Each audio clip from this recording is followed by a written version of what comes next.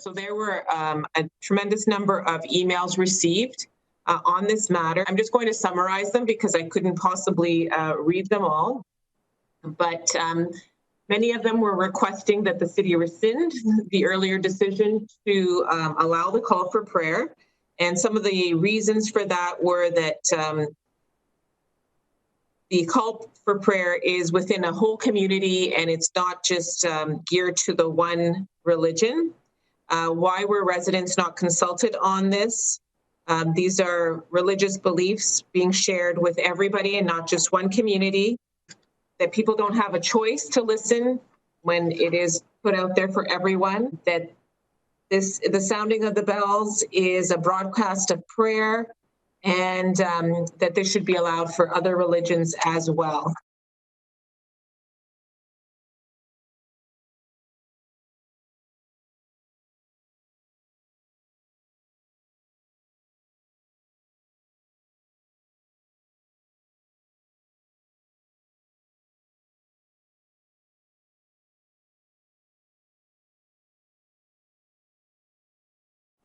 This motion isn't recommending any change to the status quo. It isn't about caving into Islamophobic rants. It isn't about favoring one segment of our community over the other.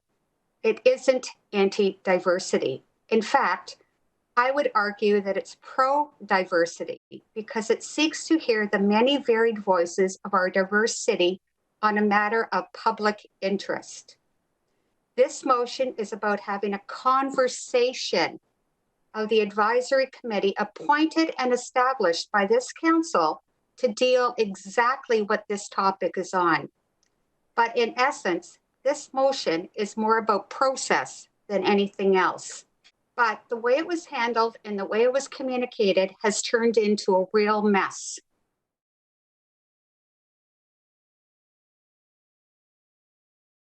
At the meeting, there were calls for deferral for 1 week, but they were muted by louder voices wanting to create and pass a resolution on the floor of council that very morning. Because the approval of the call to prayer was a symbolic gesture, there was no reason why the decision couldn't wait 1 week to give staff and members of council a chance to put forward a well thought out and well-constructed resolution. Councillor McFadden said about louder voices drowning out, and I'm paraphrasing here, the deferral. Councillor McFadden and members of council, anyone can put a deferral motion forward at any time. Deferrals don't get drowned out. Anyone could have spoken up and said, I wish to defer the motion, I wish to defer the matter, and the mayor would have taken that vote first. Because it's very time sensitive as well. Through you, Madam Mayor, it would be the end of the day. Okay, that doesn't help us because we're going to have to make a decision today and now. Like Councillor Parrish, I don't want to wait a week to amend a bylaw. If it's during sundown, and at this point, that's when the kids are trying to go to sleep, how loud is this going to be? Am I going to be faced with a number of different noise complaints? Councillor, have you had any complaints to date? Have you had any complaints to date? Nope. Because they have been doing it. And I would like to think that no one felt pressured into voting for it. What originally started out as being a compassionate consideration has, it was a decision that was made on the fly. I tried to ask a number of questions last week that were pretty much shut down.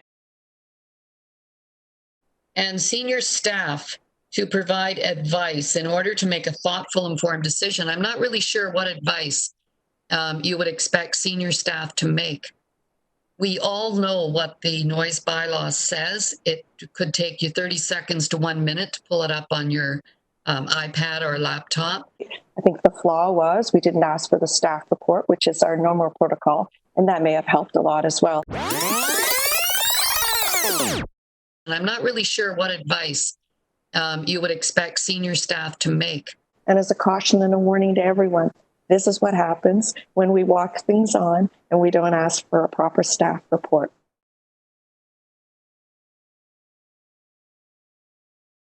And I also feel that there was misinformation provided to us at the time. And in some cases, I was laughed at for questioning.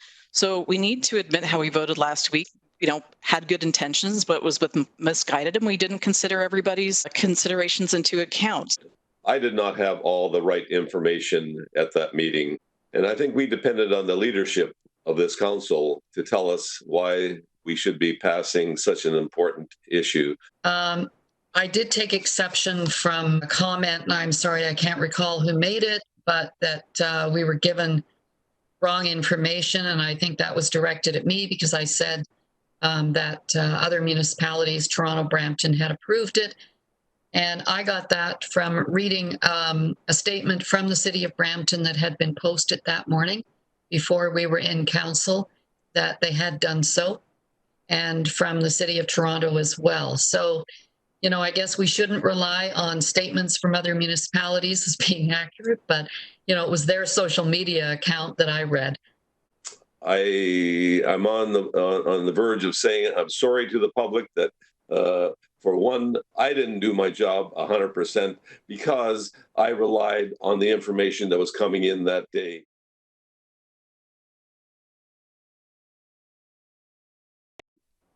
Sure, we have walk-on motions at council from time to time, even though as members of council, including the mayor, we have discouraged this practice as much as possible.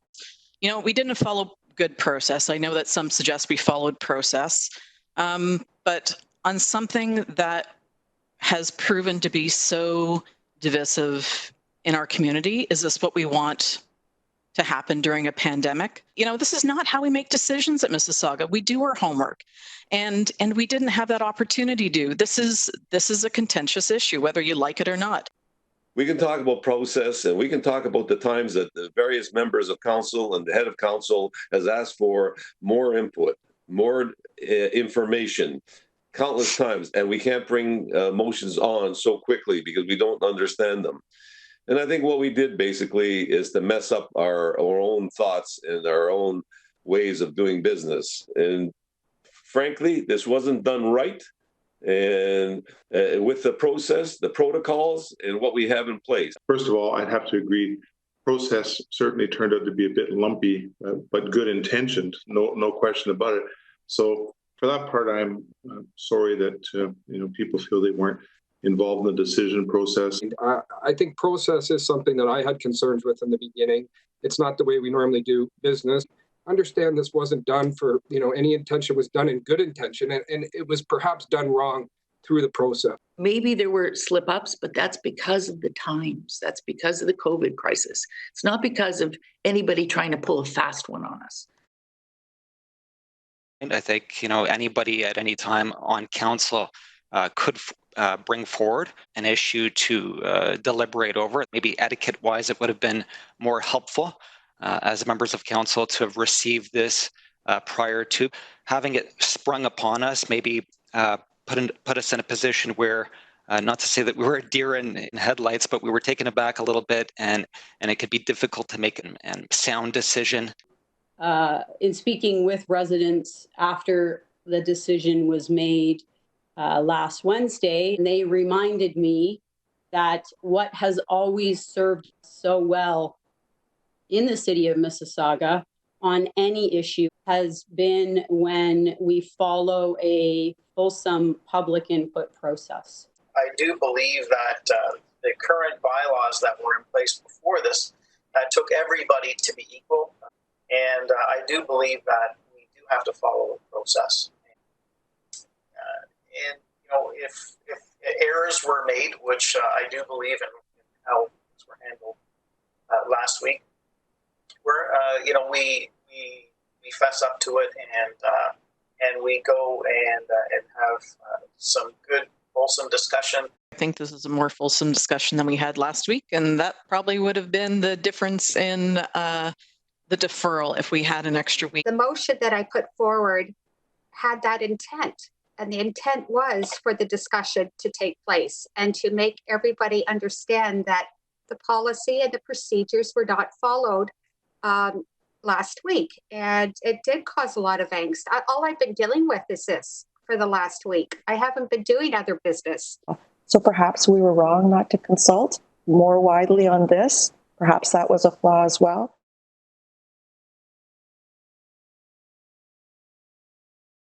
Obviously, this has been a very difficult and challenging issue. It has divided the community and it's divided council. And bad decisions lead to a community that is not coming together at a time when we need it to. And that's not who we are as a city. Frankly, the divisiveness and how we've divided council and how we've divided the whole city is unacceptable. And we didn't do a good job of carrying people along with us. Instead, we ended up in a divisive way. So is there a role for DIAC to meet informally, probably through WebEx if the rules don't allow them? I've had an actual campaign against this decision that we made or didn't make for some. And it hurts. It hurts me. It hurts members of council. You know, was this a little flip-flop last week? It was. Please don't let it divide us.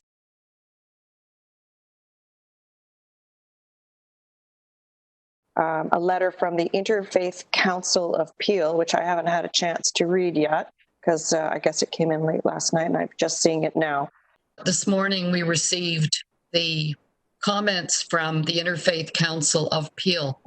And quite frankly, to me, that email is as much information as I need going forward in dealing with this matter.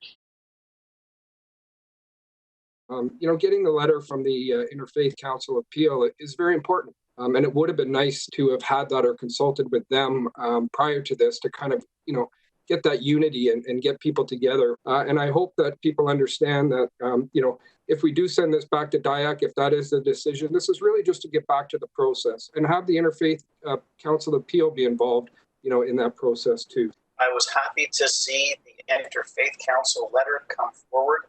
However, it was literally, as council, I got it as literally as council was about to begin.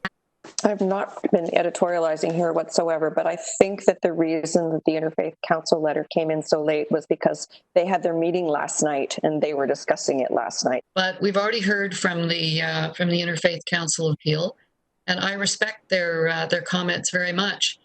The mayor organized conference calls with members of the sports groups, with members of the arts and cultural, with members of the economic and business side, even recently with members of the religious community, religious leaders.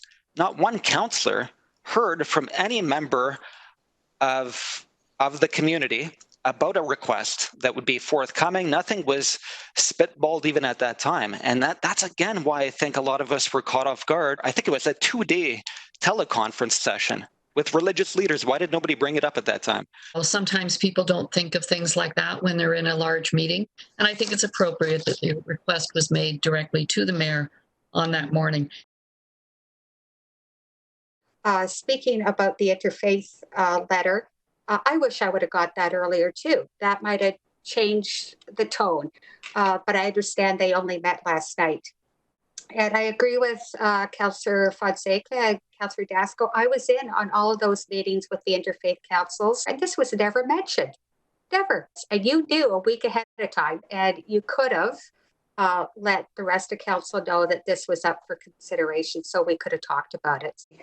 Yes, I was approached on Good Friday, and I said it was against the bylaw, and so didn't raise it with you because I thought the matter had been put to bed until the leader of the Muslim Council of Peel, Rabia Qadir, called myself and Councillor Sato the morning of our council meeting.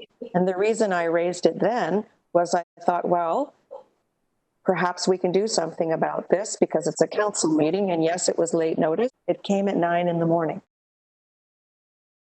I'm hearing a lot about the Interfaith Council, yet I have not had an opportunity as one member of council to really connect with them. Is there, for example, an Anglican or Roman Catholic representative? Are all sects and or faith groups properly represented on this council?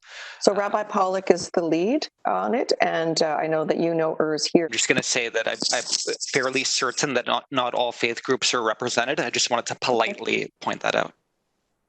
And I have an issue with that. Thank you.